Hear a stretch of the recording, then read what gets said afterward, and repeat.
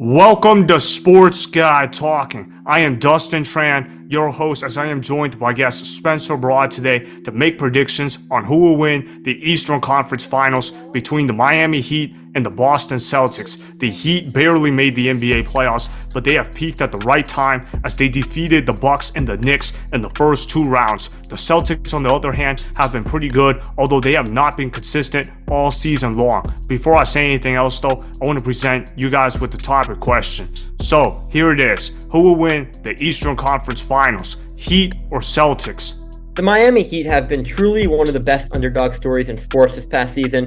Even though they finished the regular season 44-38 and in the midst of the play-in tournament, I've really liked what I've seen from them this postseason. Even though they beat my Knicks, Erik Spoelstra always has those guys playing hard, and even though Jimmy Butler is always a force to be reckoned with, I think there are other pieces of the team that have really contributed to their success, such as Max Strus and Bam Adebayo and Gabe Vincent and Kyle Lowry. And as for Boston's just consistently been a solid to great team over the past 5-6 years with Jayson Tatum and Jaylen Brown at the helm there.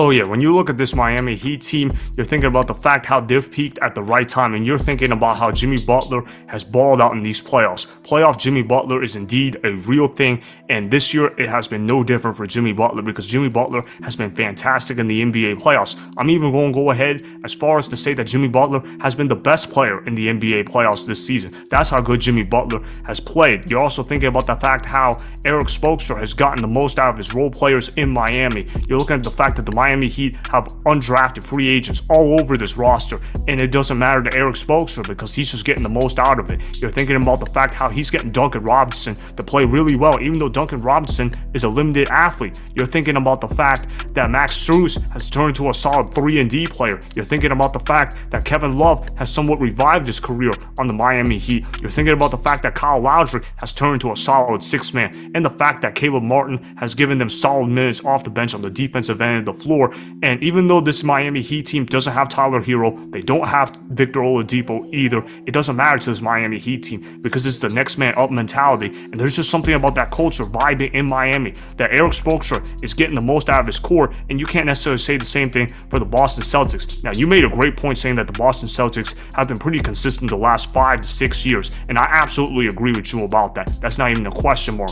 But you look at this season for the Boston Celtics, they have not been consistent whatsoever. And you look at their head coach, I think Joe Mazzulla can be a great head coach one day, but you look at Joe Mazzulla right now and you can clearly tell that he's an inexperienced head coach and that this job for him might be a little harder than what it looked like for him in the regular season. Did he do a good job in the regular season? I think he did a good job. Sure, he might have screwed up in some situations, but for the most part, he did pretty solid for himself. But you look at the playoffs and you can look at the fact that Joe Mazzulla has had trouble closing out tight games for the Boston Celtics. And if these games are close for the Boston Celtics, they're going to be in a world of trouble because the Miami Heat have been tremendous in close game situations, basically in the playoffs all season long in the playoffs as far as I'm concerned. So if these games are close, this is going to be problematic for the Boston Celtics. And if you're the Miami Heat, you're going to want these games to be close because if these games are close, you can trust on Jimmy Butler to close the deal. And the fact that the Miami Heat are huge underdogs to the Boston Celtics, that is just absolutely mind-boggling to me because of the fact that the Boston Celtics are not significantly better than the Miami Heat are.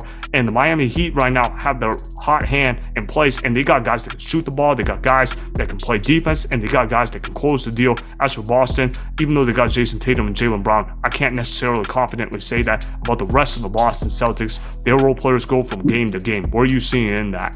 I would definitely agree with all those points. I think that was well said. And I think a big thing in basketball and all sports is momentum. And I think even though the Boston has won back-to-back series, their series win against Atlanta in the first round, it wasn't up to par with what I thought it would be. Boston won obviously in 6 games, but Joe Mazzulla is a year or two away from really becoming one of the upper echelon coaches in the NBA. And I think that's going to hurt Boston in this series. His clock management, his rotations, they still leave a lot to be desired. On the other hand, while Erik Spoelstra's are always intact, he's always working his players' butts off. If it came down to a Game 7, neutral site, I would trust Spoelstra more. I would trust Butler more than Tatum. Typically, when you have the better star player and the better star coach, your chances of being victorious are higher. Oh yeah, and I thought you made a lot of great points in there as well. But as to your point about Game 7 being on a neutral field, I'm sorry, buddy, but that's not how it works. I'm pretty sure you knew that too, but I just got to point that out for comedic purposes. But in all seriousness, though, you're looking at the Miami Heat team. Yeah, they might be the 8th seed, but they're not your normal 8th seed. This is a Miami Heat team that is deeply experienced. They got a lot of solid veterans on there. They got a lot of guys that know what it takes to win. As for the Boston Celtics, they were quite frankly lucky to get past the Miami Heat last year, because Jimmy Butler missed a game-winning 3 late in the game. If Jimmy Butler can hit that 3, which is a shot that he is capable of doing. The Miami Heat are in the NBA Finals last year, and we're having a totally different conversation. And you look at this Boston Celtics team this year. This Celtics team this year is worse than the team that it was last year.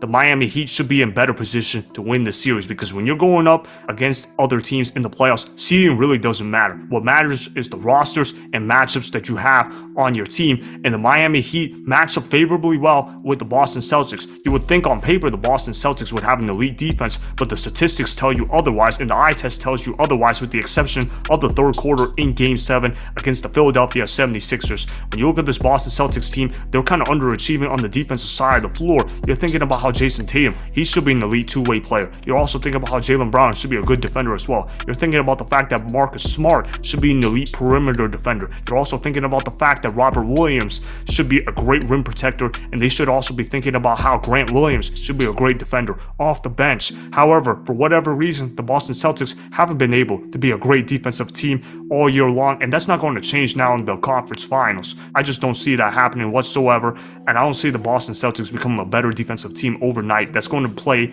to the advantage of the Miami Heat. I think the Miami Heat are going to end up defeating the Boston Celtics. What about you? How many games do you think it's going to take for the Miami Heat to defeat the Boston Celtics, or do you even sense the Boston Celtics being able to prevail in this series?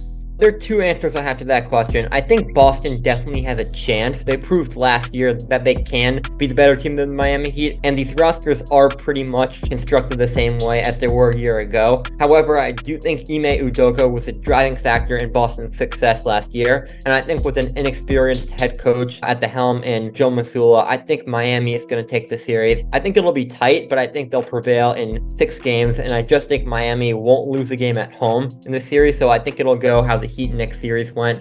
A 6-game series, tightly fought, a lot of tight games, but when it's all said and done, I'm going to take Miami. Ooh, interesting. So you're going to go with the underdog Miami Heat. Well, you know what? I'm going to go ahead with the underdog Miami Heat as well. I've seen the odds makers show up in the Heat-Celtics series, and they were giving the Miami Heat essentially no chance to win this series. And what I'm saying is that's just baffling to me, because this Miami Heat team is very veteran reliant, and you're also thinking about how the Miami Heat, they got playoff Jimmy Butler. Are they discounting that fact? Well, it seems like the odds makers are going to go ahead and do that, but I'm not going to go ahead and discount that. I'm going to go ahead and say that the Miami Heat are going to go ahead and win this series, and they're going to get back to the NBA Finals for the first time since the bubble year. I got the Heat winning this series in 6 games, as Jimmy Butler will play sensational in the series. I think Eric Spoelstra is going to outcoach Joe Mazzulla in the series, and that's going to be the difference. The difference is going to be the coaching, and the Miami Heat have the better coach. With that being said, that means that the Miami Heat are going to go to the NBA Finals, as they would defeat the Boston Celtics in 6 games. All right, well, thanks for being on the show, Spencer. Appreciate you coming on the show, man. All right, make sure you follow his Instagram at Spencer Broad. All right, he's also got a Twitter account. It's at Zach to Elijah. All right, make sure you go ahead and follow those accounts. Again, thanks for being on the show, man. Of course. Oh yeah, definitely, man. See ya, bro. Yup. Bye.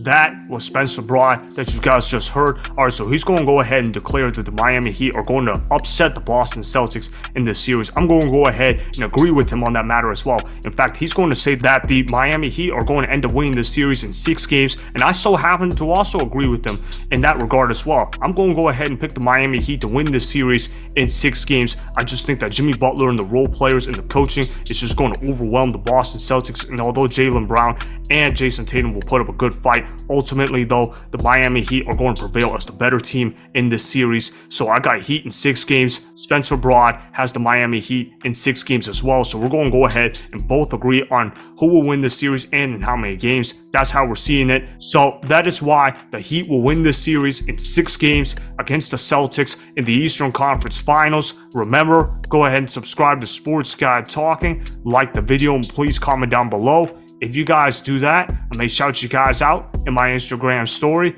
every Monday. That'll be for the at Dustin Tran Instagram account. Make sure to follow me on Instagram at Dustin Tran and at Sports Guy Talking. Also, go follow me on Twitter at Dustin Tran. Again, go ahead and do those things that I just told you guys to go do. Hopefully, you guys enjoyed the content that was just produced. Peace out. I hope you enjoyed that video. Want more Sports Guy Talking, the home of great sports content? Make sure you click that subscribe button to get the latest from Sports Guy Talking. Go ahead and like the video. Comment down below. Check the description box on the video in order to follow my Instagram and Twitter. Also, be sure to check out more of the best clips from the YouTube channel, Sports Guy Talking.